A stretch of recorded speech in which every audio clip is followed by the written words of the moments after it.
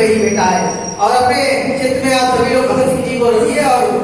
उस आजादी की कहानी को सुनिए। जलियांवाला कांड सुना तो सीना पिघल गया था। बोतल में खूनी मिट्टी भरकर संकल्प लिया था, भारत को आजाद कराने की जिसने ठानी थी, आजादी की सच्ची कीमत जिसने पहचानी थी, और नहीं कोई वो बालक की पगड़ी पाला था, एक नया पन्ना साहस का जिसने लिख डाला था, एक नया पन्ना साहस का जिसने लिख डाला था, जिसे देश के हित में कुर्बानी का मन हुआ, जो अंग्रेजों की पंजी में खुलकर दर्द हुआ, मेरी उम्र छोटी सी लेकिन काम बड़े थे कह डाले, अंग्रेजों के न्यायालय में घुसकर फेंक डाले, अंग्रेजों के न्यायालय में घुसकर फेंक डाले, जाने नहीं दिया भारत की आजादी का अवसर, साथी के कातिल के बदले मार दिया था अवसर, इसके टोली में वीरों के मोदी गए अनूठे, राजगुरु सुखदेव आगे दिल थे लूटे,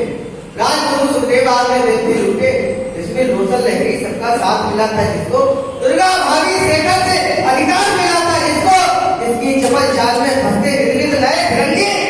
आजादी के लिए उड़ता था जो चोले अतंकी, आजादी के लिए उड़ता था जो चोले अतंकी। हकीकत तो ये थी कि अंग्रेजी हुकूमत के जो सिपाही हैं वो जानते नहीं थे भगत सिंह थे कैसे, क्योंकि वो भेद बदल के घूमते रहते थे। आजादी के लिए उड़ता था जो चोले अतंकी, अब कहीं बगावत की आंधी ना फिर से भारत में आए, इसीलिए गए थे वे सुर्खी फूली से लटकाए, आओ हम सब भारतवासी सत शीश झुकाएं, महावीर भगत सिंह जी को श्रद्धा के पुष्प चढ़ाएं, महावीर भगत सिंह जी को श्रद्धा के पुष्प चढ़ाएं।